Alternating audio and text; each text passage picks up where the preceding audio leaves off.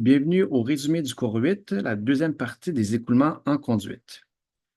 Donc, dans cette deuxième partie, on avait vu une application pour les conduites inclinées et on avait discuté comme quoi on part toujours de notre équation d'énergie et on met en évidence le delta Z et on l'exprime en fonction de l'angle θ pour nous permettre justement d'utiliser, euh, caractériser la perte de charge dans les conduites pour un certain nombre donné. Donc, on avait vu en fait que la perte de charge elle-même était pratiquement peu influencée par le delta Z.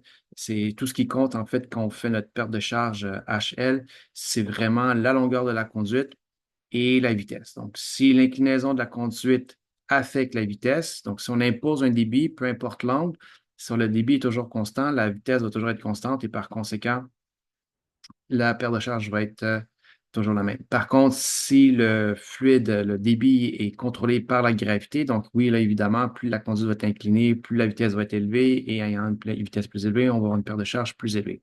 Donc, c'est vraiment toujours lié à la vitesse, principalement. Par la suite, on avait étudié les pertes de charge locales, contrairement aux pertes de charge globales du cours précédent. Et les pertes de charge locales sont dues à soit des valves, des connexions, la jonction entre deux conduites ou une connexion entre une conduite et un réservoir, par exemple. Donc, il s'agit toujours de quantifier les pertes dues aux irréversibilités dans l'écoulement. Et par exemple, si on veut caractériser ces pertes-là, donc on va avoir à faire appel à des coefficients KL. Et ces coefficients-là sont adimensionnels et représentent la perte de charge par rapport à la pression dynamique, donc une demi-ρ V carré. Donc, expérimentalement, on va mesurer euh, dans un montage la perte de charge, la perte de pression entre les points 1 et 2 avec la valve, et puis on va refaire le montage avec une conduite et la différence de variation de pression va être due à la présence de la valve. Et c'est comme ça qu'on va réussir à déterminer le delta PL qu'on va venir normaliser avec le 1 demi-ρ V carré, la pression dynamique. Et ce ratio-là nous donne le coefficient de perte de charge KL. Donc ça, c'est essentiellement le manufacturier qui va faire cette analyse-là. Et le designer ou le concepteur du circuit hydraulique va prendre ce KL-là pour retrouver le delta P ou la perte de charge HL en fonction des conditions d'opération, en fonction du débit auquel le circuit hydraulique va opérer. Donc, c'est important de noter que cette perte de charge locale vient s'ajouter aux pertes de charge globales et au final, ce qu'on veut être en mesure de caractériser, c'est vraiment l'ensemble des pertes de charge de notre circuit hydraulique. Donc, les KL sont déterminés par le manufacturier, mais c'est important de comprendre la logique derrière ces KL-là. Et donc là, on voit différents cas standards avec des conduites. Plus c'est arrondi, plus on réussit à réduire les écoulements secondaires dans les coudes. Tout ça va contribuer à réduire les pertes de charge, donc à réduire le KL. Et donc, les valeurs ici vont être données à titre de référence. Donc, évidemment, si on a différentes géométries, ça va impacter sur le KL. Donc, les valeurs ici sont données à titre de référence. Toujours prendre les valeurs du manufacturier pour une meilleure précision.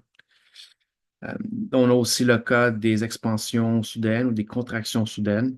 Donc, ici, c'est important de noter que la vitesse à utiliser est toujours basée sur le diamètre le plus petit. Dans le cas d'une expansion, d'une variation de diamètre ou vice-versa. Donc, au final, vous avez l'équation ici générique. Vous avez les sommations ici qui tiennent compte du fait que la vitesse va varier le long des différentes sections du circuit hydraulique. Évidemment, si le diamètre diminue, la vitesse devrait augmenter. Donc, cette première équation-là ici permet de capturer l'ensemble des possibilités pour les pertes de charge dans la conduite et les pertes de charge locales. Euh, dans le cas de certaines simplifications, si par exemple le diamètre est constant, donc on peut simplifier la sommation pour la longueur, les pertes de charge dans la longueur. Et par contre, il suffit uniquement d'additionner les KL pour les pertes de charge locales. Donc, on a fait cet exemple-là ici. Donc, à noter que comme le diamètre était constant, donc c'est l'équivalent d'avoir une seule conduite d'une longueur de 89 mètres ici. Et puis pour terminer, on avait étudier les conduites multiples. Donc, les deux principaux configurations qui sont étudiées, configuration en série où le débit massique est conservé dans les différentes sections Et les conduites en parallèle, ça va être la différence de pression entre les différentes branches qui va être conservée, étant donné qu'au point A, on a la même pression tant pour la branche 1 que pour la branche 2, idem pour le point B, qui représente la même pression pour les deux branches, hein. Ce qui fait que le delta pression pour chacune des branches va être la même. Et si le delta pression est le même, donc ça veut dire que les pertes de charge vont être également les mêmes. Et donc ça s'explique par tout simplement, en régime permanent, le fluide va toujours avoir tendance à aller vers la branche qui a le moins de résistance et ça implique une augmentation de la vitesse jusqu'à temps que les pertes globales dans chacune des branches se compensent pour avoir une résistance identique dans chacune des branches. OK?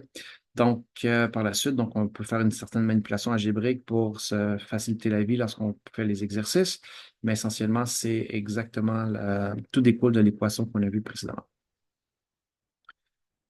Donc, l'exemple ici met en évidence justement que dans une branche de 100 mètres, moins de friction, donc ça veut dire pour avoir la même perte, on va devoir compenser avec un débit plus élevé. C'est comme ça que l'équilibre va se faire entre une branche plus longue et une branche plus courte, toute autre chose étant égale. Donc ici, on a rajouté un peu plus de granularité dans notre façon de quantifier l'efficacité des pompes et des turbines.